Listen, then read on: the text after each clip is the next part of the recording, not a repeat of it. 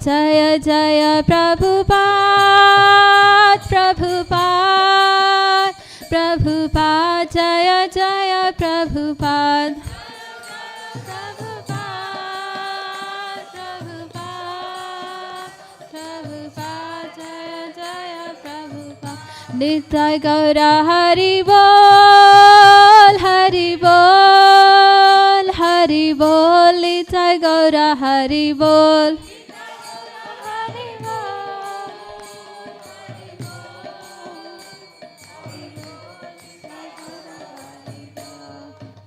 नरसिंहदेव भगवान की, प्रहलाद महाराज की जय।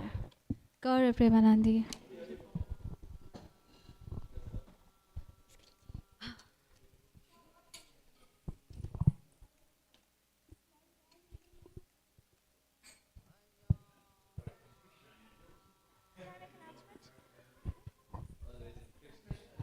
Sorry. Hare Krishna, everybody. Now we're going to have a Bhagavad Gita class. The darshan will open again at 8 o'clock for the night outfit. Hare Krishna. Thank you, Aradhya. Thank you. Nice singing.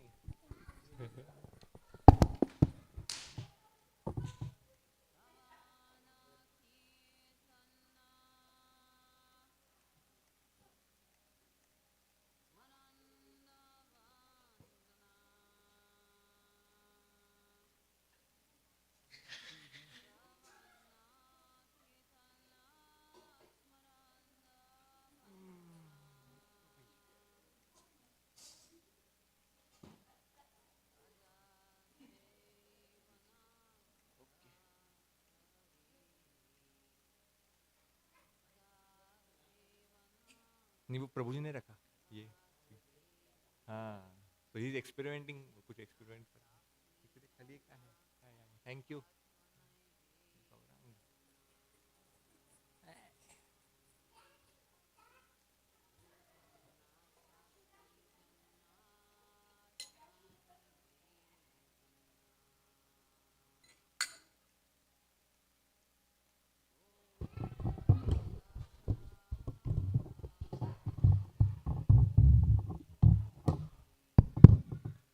Hare Krishna. We will start with singing Jai Radha Madhava.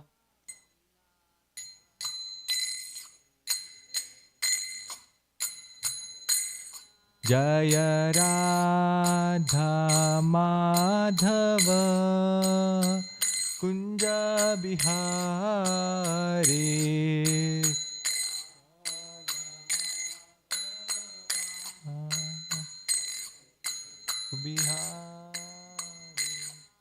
Jaya Radha Madhava Kunja Bihari Jaya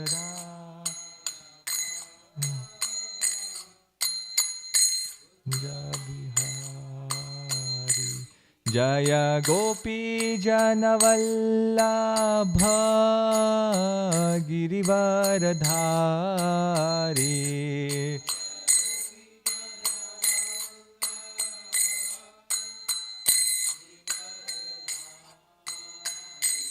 Jaya Gopi Janavallabha Girivaradhari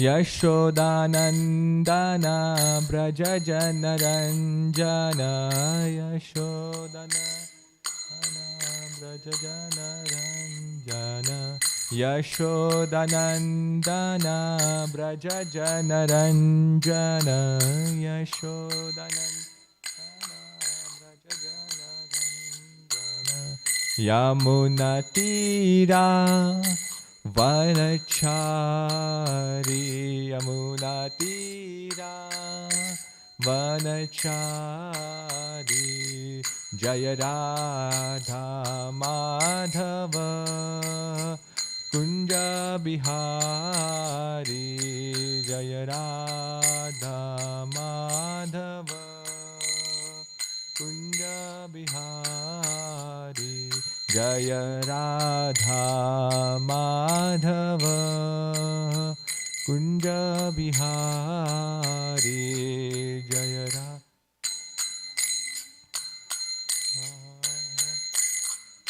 Bihari हरे कृष्णा कृष्णा कृष्णा हरे हरे हरे राम राम राम हरे हरे हरे कृष्णा कृष्णा कृष्णा कृष्णा हरे हरे हरे राम राम राम हरे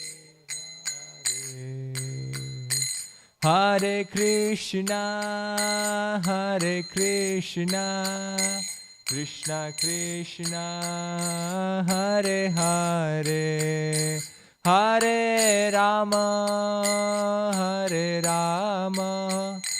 राम राम हरे हरे हरे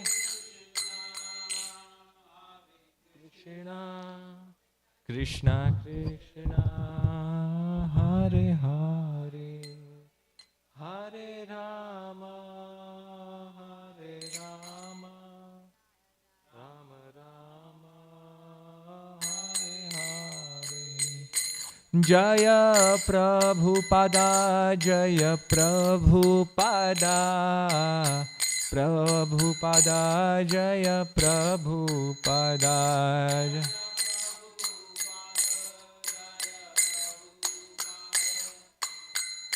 प्रभुपादा जय प्रभुपादा जय जय प्रभुपाद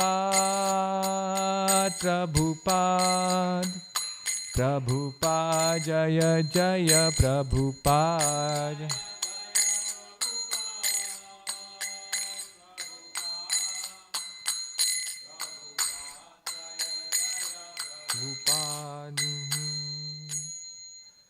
श्रील प्रभुपाद की जय।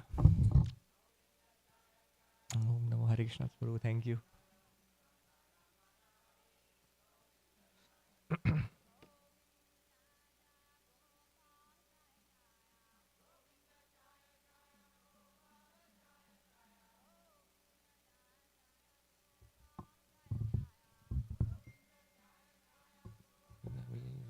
कीर्तन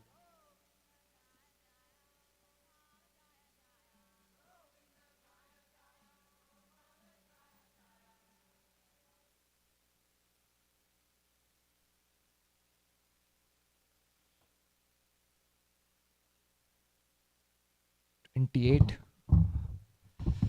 ओम नमो भगवते वासुदेवाय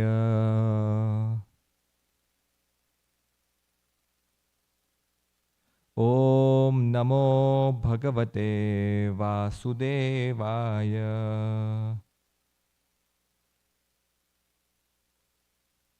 ओम नमो भगवते वासुदेवाय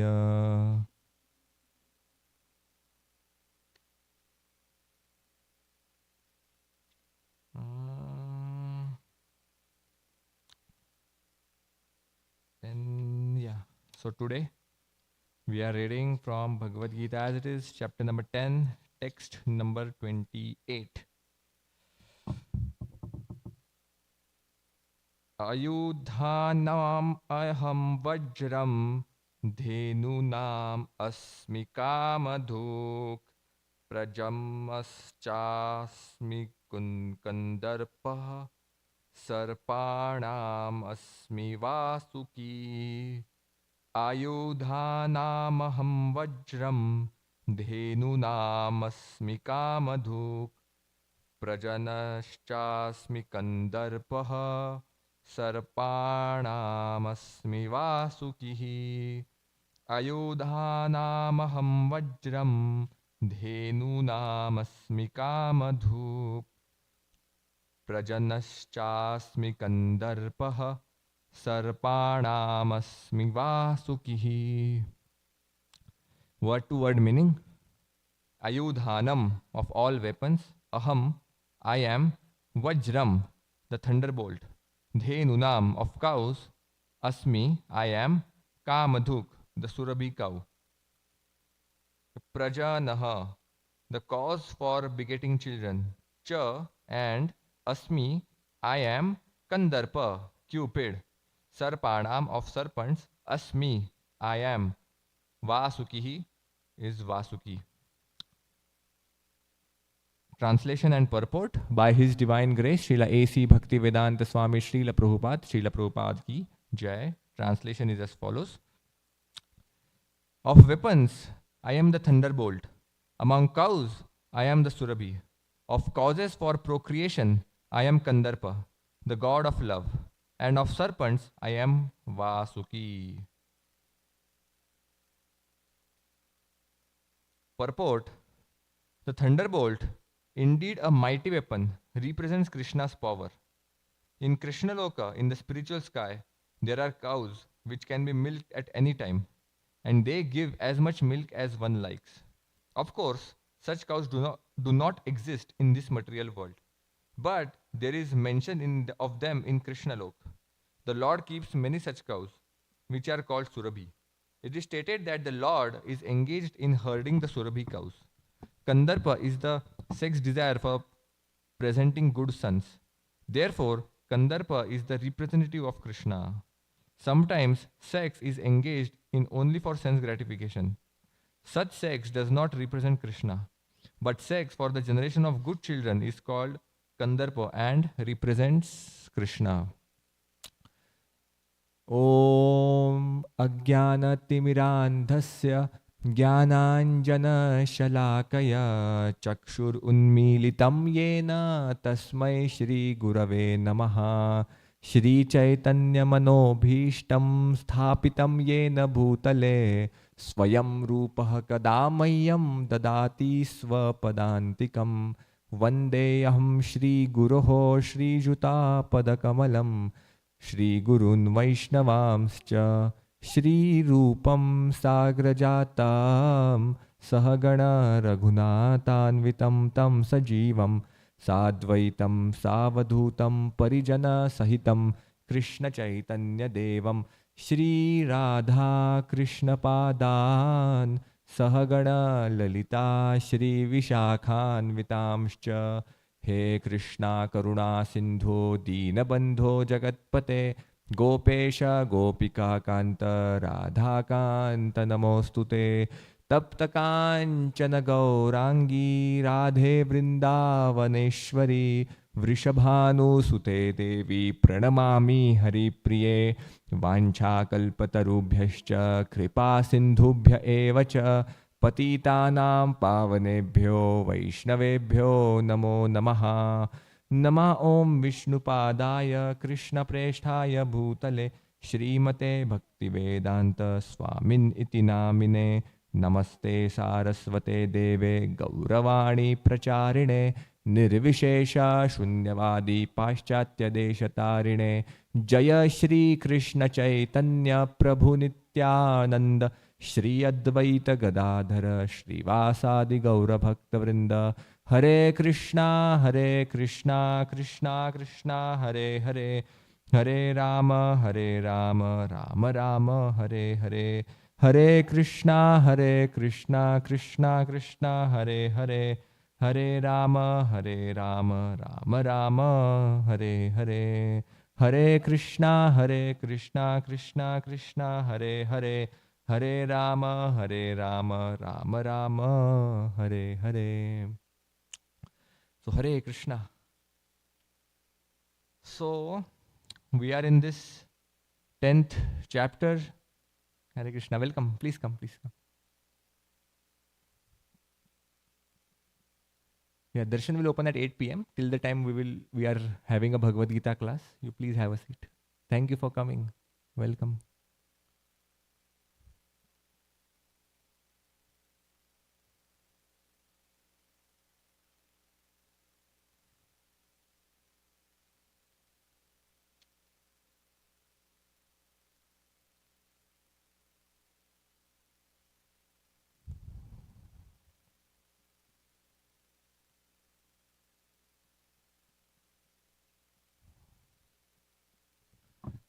Yes.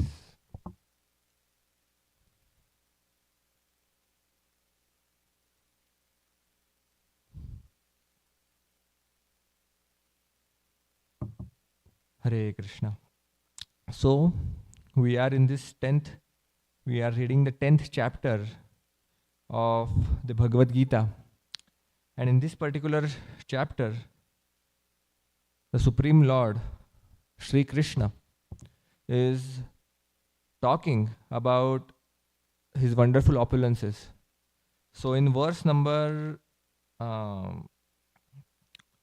18, Krishna's dear friend Arjun. So, as we know, just so that we are all on the same page, Bhagavad Gita is spoken by Supreme Lord Krishna to his very dear friend and devotee Arjun.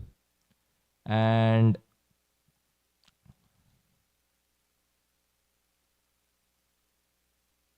when the battle of Mahabharat was about to happen, at that time, seeing the army of Kauravas, so the battle of Mahabharat, that happened between Pandavas and Kauravas, and the war happened to decide who will be the next king of this entire planet Earth, Bharatavarsha. So at that time, Bharatavarsha was not just India. Like today, India is known as Bharat. But at that time, during the time of Pandavas, entire world was called as Bharat. And Pandu, the father of Pandavas, he was the king. And then when Pandu passed away, Dhritarashtra became the king till the time Pandavas grew up and Pandavas take the ownership of the kingdom. But by the deceitful nature of Duryodhan and all the Kauravas, and because Dhritarashtra was very much attached to his son, he was not able to give his kingdom he was not able to give the kingdom to Pandavas. Because Pandavas were the ones who were the real,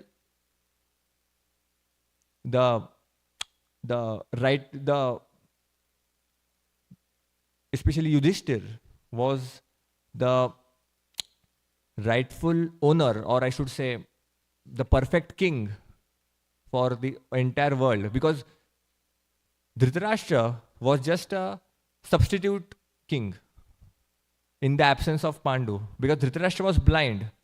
And because he was blind, he couldn't actually become a king. And so, Pandu was the king. But Pandu passed away.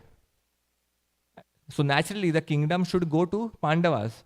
But then, Duryodhan and Shakuni and all the Kauravas, they in a very deceitful way, they played the game of dice with the Pandavas, and Pandavas were sent to exile for 12 years, and then 13th year was incognito. They had to remain incognito. And if they were found in the 13th year, then again 12 years of exile. That was the deal that was made between Pandavas and Kauravas. And then finally, after successfully completing their 13 years of exile, when Pandavas again returned from their exile, still Duryodhan didn't give them their kingdom. And therefore, Pandavas tried for some peaceful negotiations.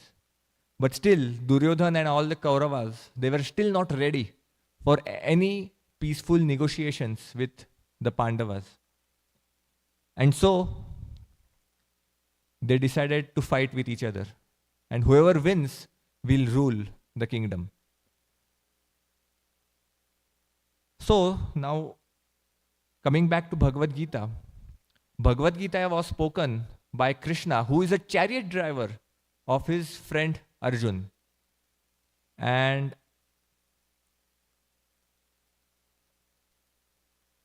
when Arjun came to the battlefield of Kurukshetra, at that time when he saw the opponent side, all the Kauravas present, which includes his brothers, his cousins, his uncles, his teachers like Dronacharya, Kripacharya, his grandfather like Pitama Bhishma Dev.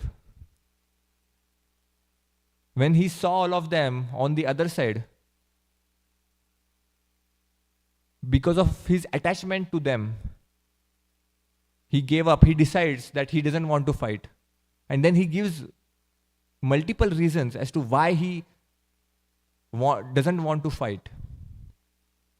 And when he decides not to fight, and when he became indecisive, and finally when he surrenders to Krishna, that Krishna, Karpanya dosho pahata swabhava prichhami tvam dharma sammuda cheta yashre yasyat nishchitam bruhitan me shishyasteham shadimam tvam prapannam. So from 2.7, that is Bhagavad Gita, 2nd chapter, verse number 7, Arjuna finally surrenders to Krishna. And then, after that, Krishna starts speaking Bhagavad Gita.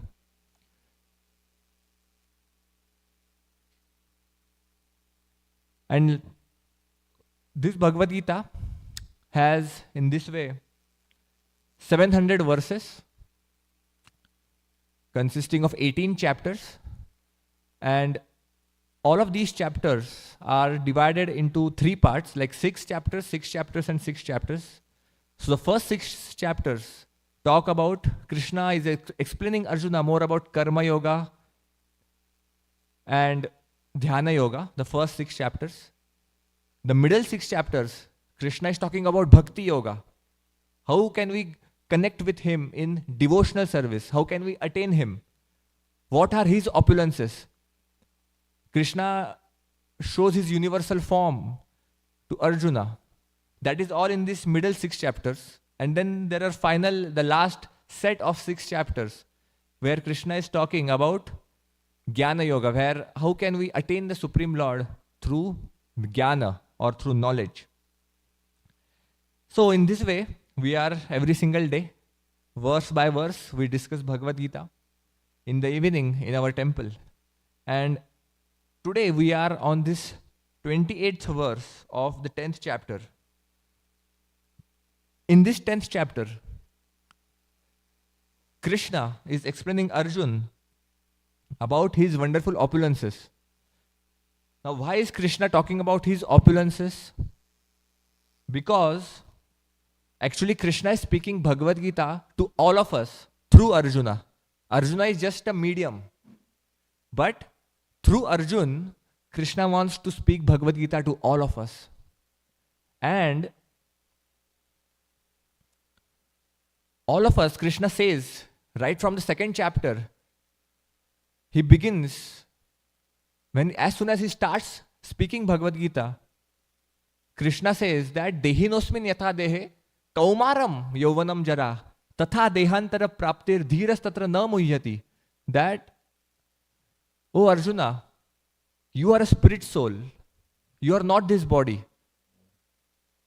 And just like Krishna is explaining Arjun that just like we change our clothes every single time, every single day, likewise, at the time of death, we change our body. But we are not this body, we are a spirit soul. We are spirit soul and we are part and parcel of Krishna. Krishna is our eternal spiritual father. And he himself says that in the Bhagavad Gita. Mamaiva ansha jiva loke jiva bhuta sanatana manah shashtani indriyani prakriti sthani karshati. That mamaiva ansha jiva loke, that in this loke, that is in this world, all the jivas are mamaiva ansha. All of them are actually my part and parcel. That is what Krishna is saying. And Krishna is the supreme spiritual whole. He is Paramatma and we are Anuatma, which means he is the supreme spiritual whole. And he is not just Paramatma, he is a person. In the Bhagavatam, in the Srimad Bhagavatam, which is another Vedic literature, which is known as Bhagavad Puran, it is explained that Vadanti tat tattvamidas tattvam yajnanam advayam brahmeti paramatmeti bhagwan iti shabdate. That there are three features of the Supreme Lord. What are the three features? That is Brahman, Paramatma and Bhagwan. Now, Paramatma feature is the Supreme Lord residing in our hearts as Paramatma. So in our hearts, there is individual soul that is ourselves, like the individual soul. And along with the individual soul, there is also the super soul, which is known as Paramatma. So Krishna, the Supreme Lord, he expands himself as Paramatma and he is residing in all of our hearts. And then Krishna expands also as Brahman. Brahman means the effulgence coming out from the planet of the Supreme Lord. The Brahman effulgence of the Supreme Lord, that is known as Brahman. And ultimate feature of the Supreme Lord is Bhagavan. That is, he is a person. He is not just light. There are two schools of thought. One believe that Krishna is the Supreme Lord, he is a person. And other believe that, oh, he is just light. He doesn't have any form. That is another school of thought.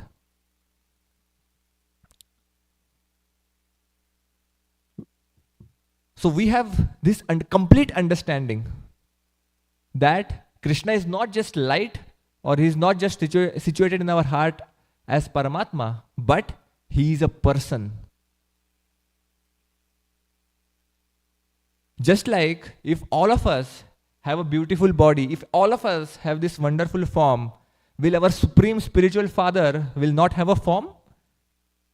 So those who say that God doesn't have any form, he is Nirgun, Nirakar, their understanding is incomplete.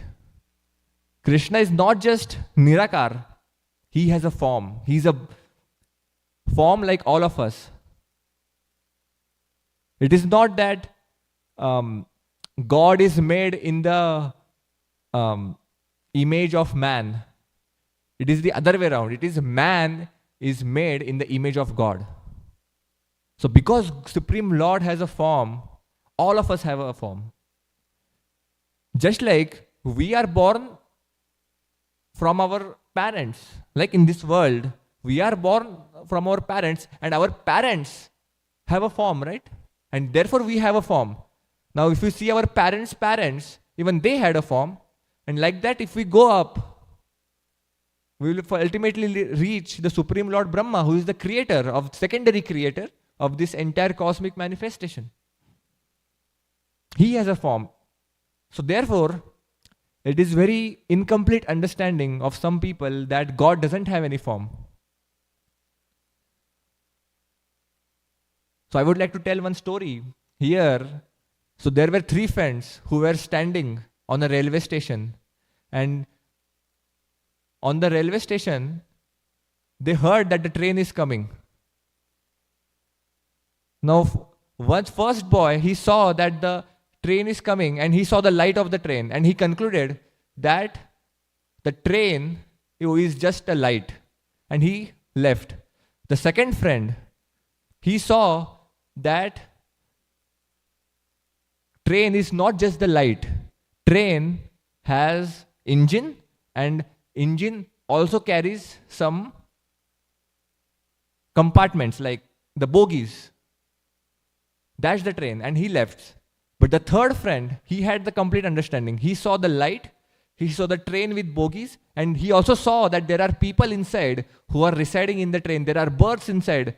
There is a pantry car inside the train. So the third friend had the complete understanding. So likewise, Krishna has these three forms: Brahman, Paramatma and Bhagavan. Some people believe that, just like the first friend believed that, oh, train is just some light. Some people believe that, oh, Krishna is just some Brahman light, and Krishna is just impersonal. They have that incomplete understanding, like the first friend in our story. The second friend, they are like people who understand, okay, he's not just the light, he's also a Paramatma. But the third friend is the one who has the complete understanding that Krishna is not just the light and Paramatma, but he is a supreme being in the spiritual world. And there he is performing his pastimes along with his family members and his associates, his friends, everyone. That is the complete understanding of the Supreme Personality of Godhead. And now that Krishna is saying that we belong to him, we are his part and parcel, we have to understand that we, being his part and parcel, our constitutional position is to be his servant, to serve him in loving devotional service, to perform loving devotional service to the Supreme Lord. That is our goal of human form of life.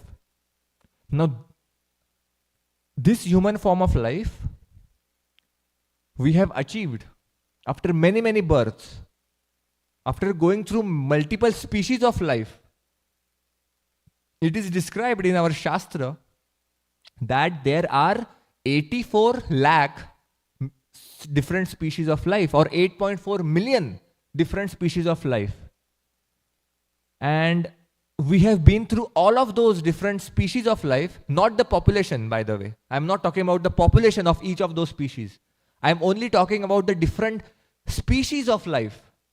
And there are 8.4 million different species of life. And we have got this human form after going through all of those different species. So it is not something very easy to get this human form of life. And the purpose of this human form of life is not just eating, sleeping, mating and defending. It is not just that, because even animals do that. If we are also only engaged in ahara, nidra, bhaya, maithun.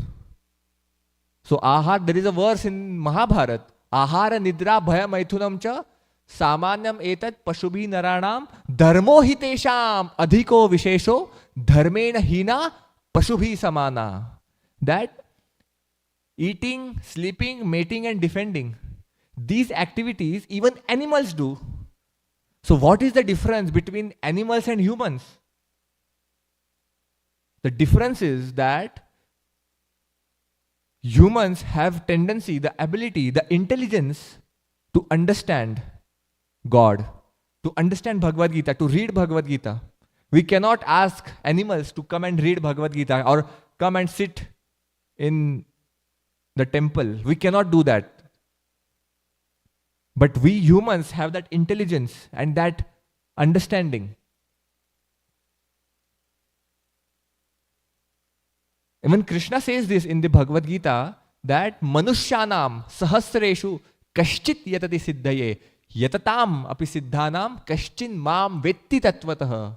That manushyanam sahasreshu, from one in thousands of men, only one can understand me. Out of thousands of men, only one can understand me. Really. So we have to understand how precious this human form of life is. Bahunam janmanam ante Jnanavan mam prapadyate vasudeva sarvamiti sa mahatma sudurlabha. Another verse from the Bhagavad Gita. That bahunam janmanam ante, after many lifetimes. Bahunam means many. Janmanam means lifetimes. After many lifetimes, finally, we have got this human form of life. So therefore, the purpose of this human form of life is to connect with God. Because we are His part and parcel. And because that is our constitutional position, just like that, just like a fish, its constitutional position is to be in the water. If you take the fish out of water, you may give fish everything else. You may give the fish some, in a gold plate, you may give fish its food, but still, what fish wants is the water, nothing else. Similarly, our constitutional position is, because we are spirit souls, the only way we can be happy in this world is by serving the Supreme Lord. Now we have to understand who that Supreme Lord is, right? Because if we want to love someone, if we want to develop love for anyone in this world, practically, if we want to develop any love for anyone in this world, we want to know that person. Who is that person? Who are his relatives? What are his activities? Where does he work? What is his qualification? So we want to know more about the person whom we want to develop connections with, even in this world. So likewise, even to develop connection with Krishna, we want to know about him. What are his opulences? Even in this world, there are 6 opulences by which all of us get attracted to. There is wealth, fame, knowledge, beauty, renunciation, and strength. Did I cover 6? All 6? Fame, knowledge, beauty, renunciation, wealth, and strength. These 6 opulences. So whoever has even little bit of these opulences, we immediately get attracted to them. For example, if somebody is extremely wealthy, everyone is attracted to that particular person. If someone is very beautiful, some actor or actress, if someone is very beautiful, entire world is getting attracted to such people. Or if someone is very renunciant, people get attracted even to those who are renunciants. So likewise, Krishna, he is full in all of these 6 opulences. He is all wealthy, he has all the strength. In fact, whatever strength that people have in this world comes from God, comes from Krishna. Buddhir matam asmi tejas vinamaham. Krishna says that I am the intelligence of the intelligent. So whatever knowledge, whatever intellect we have, all of that intelligence is coming from Krishna. So he is full in all of these 6 opulences. So therefore, by knowing about these 6 opulences, and of course this entire chapter of Bhagavad Gita, this chapter number 10, Krishna is talking about his opulences. Why? So that we develop some attraction for him. It is not that Krishna is boasting about him. Okay, I am this. I am the taste of water. I am the thunderbolt. I am among the cows. I am the Surabhi. In today's verse, Krishna is saying, of weapons, I am the thunderbolt. Among cows, I am the Surabhi. Of causes for procreation, I am Kandarpa, the god of love. And of serpents, I am Vasuki. So Krishna is saying, I am this, I am this, I am this. It is not that Krishna is talking about ego. Krishna doesn't have any ego, by the way. But by studying Bhagavad Gita and understanding who we are, our false ego will definitely get crushed.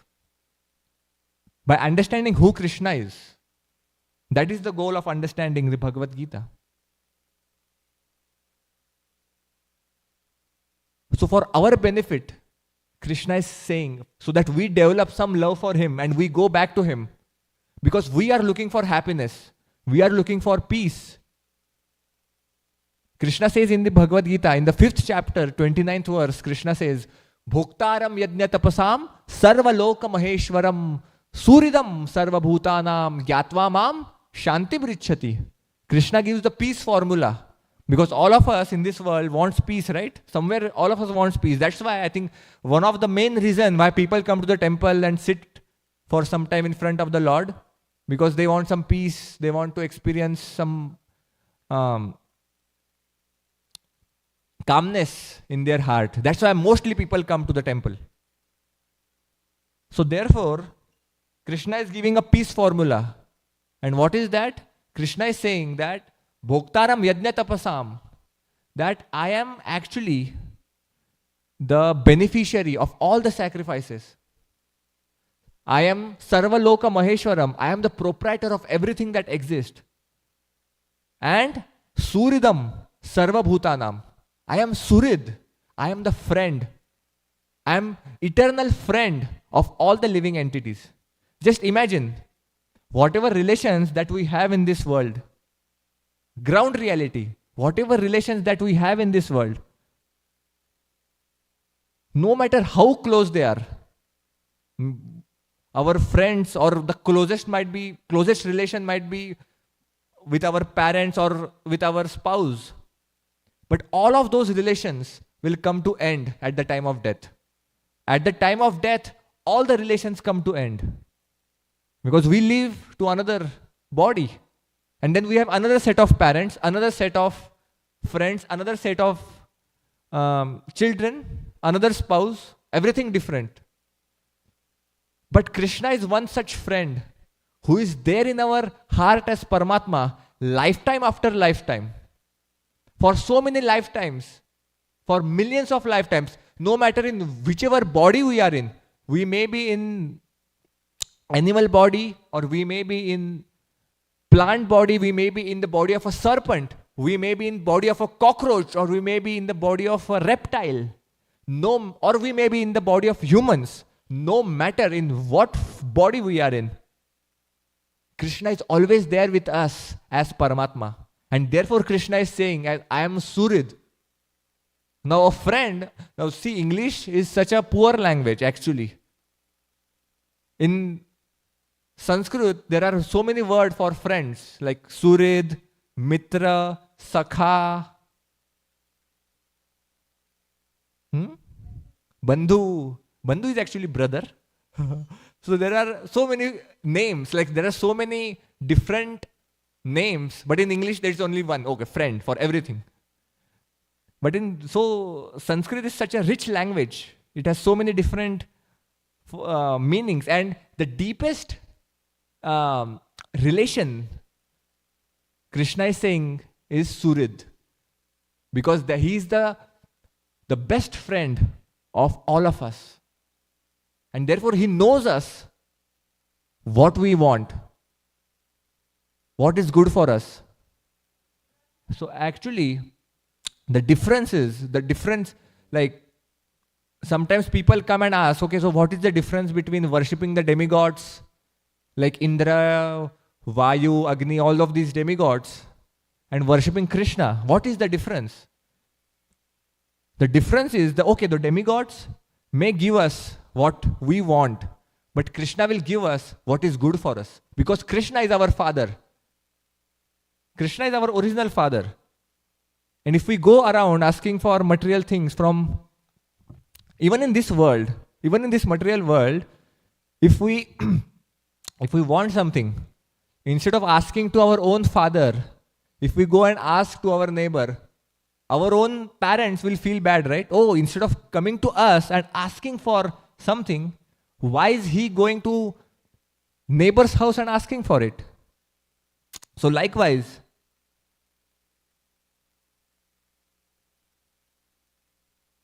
we have to, because Krishna, he is Param Bhagavan. Ishvaraha Parama Krishna. Brahma is saying this. Brahma, who is the secondary creator, he is saying, Ishvaraha Paramaha Krishna, Satchidananda Vigraha, Anadir, Adir Govinda, Sarva Karana Karanam. That Ishvara Parama Krishna, He is Param Bhagwan, the supreme personality of Godhead is Krishna. And just like in the government of any country, there is one president. In each country, there is only one president.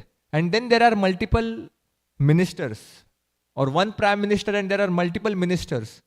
Likewise, Krishna is the only one God in this whole world. And all of the demigods who are taking care, who are in charge of various activities or various functionings of this material world, they are helping Krishna just like the cabinet ministers help the prime minister in functioning of the country. Similarly, all of these demigods, they are helping Krishna in maintenance of this material world. That is their activity.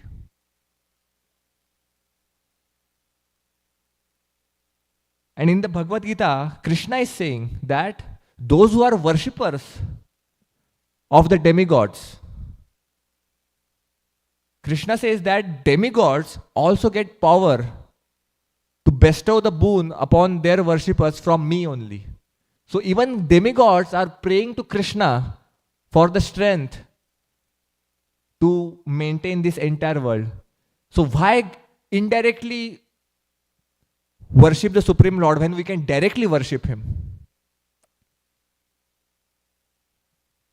So therefore, in this particular chapter, Krishna is talking about His opulences so that we can actually understand Him and eternally go back to Him. And the easiest way, the easiest process in this age of Kali Yuga to attain God realization, to attain the supreme lotus feet of Krishna, is by chanting of the Hare Krishna Mahamantra. Now this Hare Krishna Mahamantra is not different than Krishna himself. Abhinnatvam nama namino, that the name Krishna and the person Krishna, they are not different. So therefore, whenever we chant Hare Krishna, Krishna Krishna, Hare Hare, Hare Rama, Rama Rama, Hare Hare, when we are chanting this Mahamantra, we are actually associating with the Supreme Lord. We are actually with the Supreme Lord right now. Because the name of Krishna is not different than Krishna. He is present in His name, or I think I should say, He is His name. He is not just present, but it is His name that He is already there in.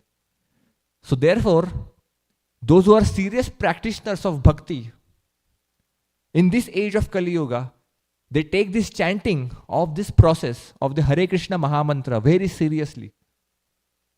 Those who are chanting, those who are taken some initiation, they chant minimum 16 rounds of the Hare Krishna Mahamantra. So one round consists of 108 beads, the chanting beads, japa beads, we say japa. So in each round,